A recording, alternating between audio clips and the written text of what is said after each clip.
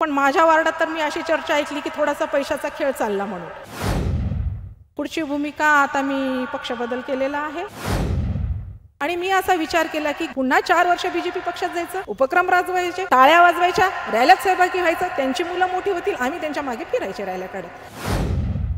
स्थानिक स्वराज्य संस्थेच्या निवडणुकीमध्ये पक्षाकडे शेवटपर्यंत उमेदवारी मागितली, मात्र ऐनवेळी पक्षानं एबी फॉर्म दिला नसल्यानं हिंगोलीमध्ये भाजपच्या एका महिला कार्यकर्त्याला अश्रू दाटून आलेले आहेत. आपल्यासोबत ज्योतिताई आनंद वाघमारे आहेत. ताई, तुमच्या उमेदवारीच्या संदर्भामध्ये नेमकं काय घडलं ज्यामुळे तुमच्या डोळ्यात अश्रू आलेत?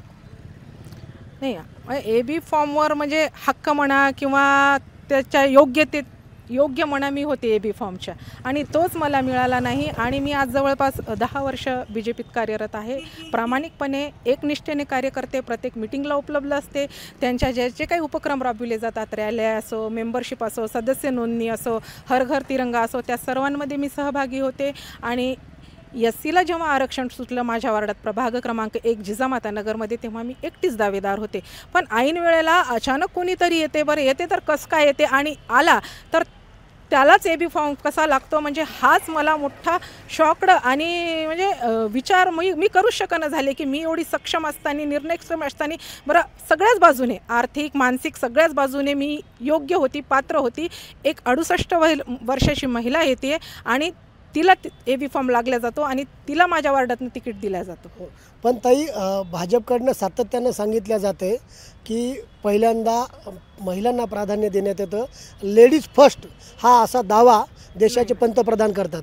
देशाचे पंतप्रधान करत असतील, मला आधार आहे माननीय मोदीजींचा, पण खालच्या लेवलला म्हणजे इतके विचित्र प्रकार झालेत. मी तुम्हाला सांगते की किती महिलांचं तिकीट काढलं? माझ्या 3-4 मैत्रिणीचं, रजनी पाटीलचं तिकीट काटलं गेलंय, मंदाकिनी चव्हाणचं तिकीट काटलं गेलंय.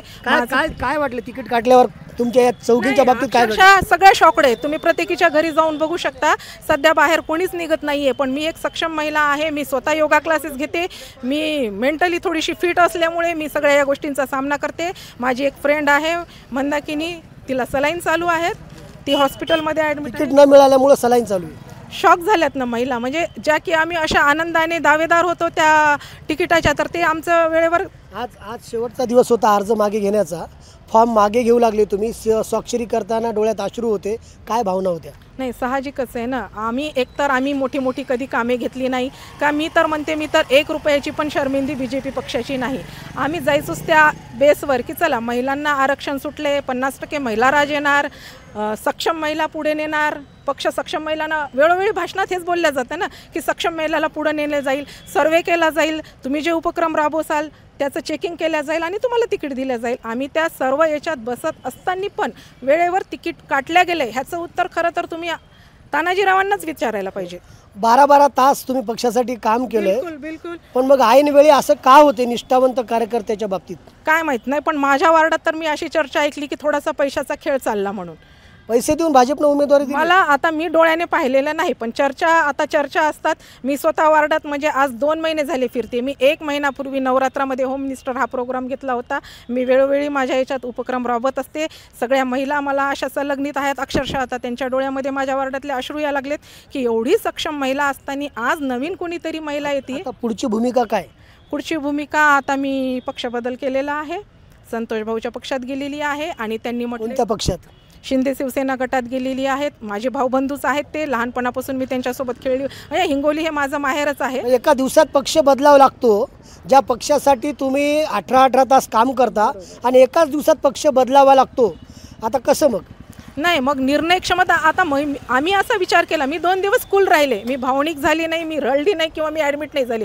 मी 2 दिवस या गोष्टींचा विचार केला. आणि तरी आता तुमच्या भावना दाटून आल्या, फॉर्म मागे घेतला. शेवटी महिला आहे, भावनिक होणार, सेन्सिटिव्ह होणार. मी शेवटी महिला आहे आणि मी असा विचार केला की पुन्हा 4 वर्ष बीजेपी पक्षात जायचं, उपक्रम राजवायचे, टाळ्या वाजवायच्या, रॅलीत सहभागी व्हायचं, त्यांची मुलं मोठी होतील, आम्ही त्यांच्या मागे फिरायचे रॅलीकडे.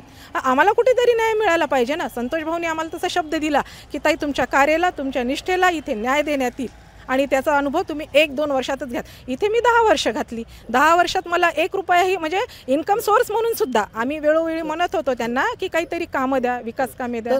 तर ह्या ज्योतिताई वाघमारे होत्या, ज्या सकाळपर्यंत भाजपसोबत होत्या, आता मात्र शिंदे सेनेसोबत त्या गेलेल्या आहेत।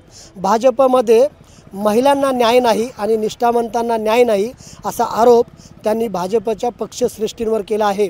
संदीप नागरे, साम टीव्ही न्यूज, हिंगोली। देश विदेशातील प्रत्येक घडामोडींचे लाईव्ह अपडेट मिळवण्यासाठी आता साम टीव्हीच्या सर्व सोशल मीडिया प्लॅटफॉर्मला लाईक, फॉलो आणि सबस्क्राईब करा। तसंच सर्व नोटिफिकेशनसाठी बेल आयकॉन प्रेस करायला विसरू नका।